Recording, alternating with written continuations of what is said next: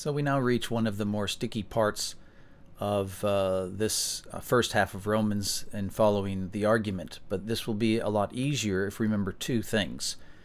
First of all, that the apostle is going through the steps, logical steps that need to occur in order for us to be truly delivered from corruption and into practical daily holiness. And in order to do that, he's not necessarily picking any one part of his own theological experience and journey from his conversion to when he writes Romans, but he's rather looking at the sort of internal logic of it. Secondly is the easier thing, which is that we have simply two questions, and each question has an answer. And if we just think of it in terms of we're answering this one question, it will be a lot easier to follow the kind of logic and why he focuses on the things that he does. But let's look first of all at the steps that he goes through before we even get there. Just a quick survey that if we're going to be delivered out of corruption and into practical holiness, step one is that we're going to need to be freed from the law and placed under the government of grace. We covered that in the first half of chapter 6. That was because, of course, that if we're under the law and we sin just one time, we're immediately condemned and all progress is halted. It's like a building being condemned. That's it. There's no more construction at that point. So we have to get out from under the law so that true progress can be made, meaning that we can sin and yet keep going forward. So which involves confession, repentance, confession, forgiveness, and then a new attempt, and then another sin and repentance and confession, and we have to keep pressing forward even though we're stumbling along the way.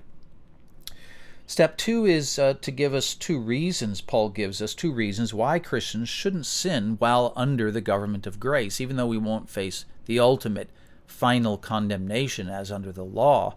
We nonetheless do face consequences. That's reason number one. We have fruit from our sin, which leads to death in a practical sense. On a daily basis, our life is stifled and becomes destroyed in the practical, moral, and experiential sense, and the damage we do to other people, and so on. Sin is still, for the believer, a very toxic thing to engage in, of course, both to us and to those around us. And then secondly, we're married to Christ now. We have been loved, and his body has been given. And we love him because he first loved us. So this love is a whole new kind of motivation.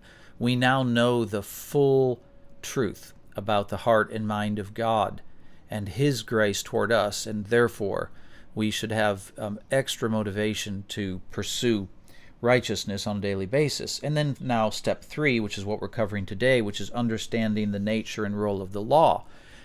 We have to look backwards a little bit to understand why the law was so good in what it did, and that this is in part because of our own confidence. We don't want to think that God just wasted centuries upon centuries with Israel, when really he knew all along the law wasn't really going to help them or save them. So we have to get a better understanding of what the law was for our own confidence sake, before we go on to the final step, which is in chapter 8. So the first question then about the law, what shall we say? Was the law itself sin? And of course the answer is no. This is ridiculous. It's a little bit similar to asking whether the tree of the knowledge of good and evil was itself sin, or was it bad? And the answer, of course, is no. The knowledge of good and evil is a helpful thing. It's simply the concept of wisdom. In fact, that's the Hebrews use the expression the knowledge of good and evil as a synonym for the idea of wisdom. So the tree was a tree of wisdom, which of course is a good thing. There was nothing inherently wrong or bad about the tree of wisdom. God, after all, can only make and create that which is good. So it was itself a good thing. So the law was a good thing. What the law did was allowed sin to be known. Like, for example, the command, "You shall not covet," we might have known, obviously Greeks and Romans knew they were sinners, knew that they did wrong things. And that would have been very clear in their actions. Like if you committed adultery, it was clear that was frowned upon, and it caused a lot of damage to human relationships in their culture. But you shall not covet. That's a different kind of sin, isn't it? It's something on the inside of us that can be covered up. People cannot know that we are internally coveting. But that coveting is very bad. Covetousness will eventually work its way out into our actions as well, but it's the inside of us is rotten, not just the external part of us. And the law exposed this to us. And until we knew it, we had this sort of false sense of assurance that sin was, that we were alive, we were doing fine for the most part. As long as we didn't do the really bad external sins, we were fine. And sin seemed to just kind of lie dead. But actually, the law came in like a thermometer, as David Gooding puts it. And if you get a thermometer, let's say you feel like you have a fever. Well, sometimes you take the thermometer and you stick it in your ear and you realize, oh, you really don't have a fever, assuming the digital thermometer is accurate. You don't have a fever. But other times it says, oh, you've got 102 fever, and or your child definitely has a fever. They're not just feigning that they're sick. So the law is like a thermometer in that it exposes our sinfulness. And in that sense, of course, a thermometer, isn't it a good thing? The invention of a thermometer is obviously a great thing. And the law is like that. But then, is it the case that what was good has itself brought death to me? No. Okay, the thermometer isn't the thing, is it, that causes the fever. So we can't think of the law itself, even though it's good, as sort of the origin or the cause of the fever. Rather, the law shows us that, it says here, in order that sin might be shown to be sin, and through the commandment might become sinful beyond measure. Well, what does this mean? What does this mean that sin might become sinful beyond measure? Well, if you think of, say, a biopsy on a tumor, and they're trying to test, is it malign or benign? And it comes back one or the other. Okay? Well, in one sense, yes, the law did that. It showed we were sinners and we were not righteous. We were evil and not good. But the law has done a lot more than that. It has shown how sinful we really are. And that's what a thermometer does. It doesn't just tell you you're sick. It doesn't just tell you you have a fever or you don't have a fever, one way or the other. It tells you, if you have a fever, how intense the fever is. You have 105 degree temperature. It's a very severe fever. Your problem is huge. The law showed humanity that our problem is massive, that the rot is deeply internal within us, and is that we are depraved, and that we are, as they say, rotten to the core.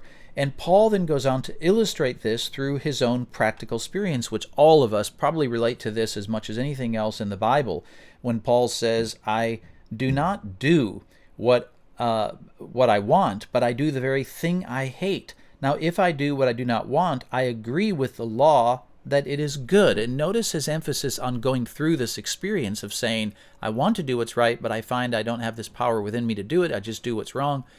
He says the end result of that is we clearly agree that the law is good. We do agree that covetousness is bad. We want to stop covetousness. And yet we find we just can't do it. There's sin dwells deep within me. And Paul says the conclusion is, I find it to be a law, meaning not the law. I find it to be a different law, meaning a different principle that exercises control upon my life like a law would. And this law is this, that when I want to do right, evil lies close at hand. That there's something in me, in my very nature, that can't seem to overcome the sinful desire and to squash it. At least maybe it has an occasional victory, but it just seems constantly to be losing. And so this is that I'm captive to the law of sin as he calls it. So we call this the sinful nature. So all that, again, is answering the question, is the law itself bad, or did God take what was otherwise good, the law, and bring death to me? And the answer is no and no.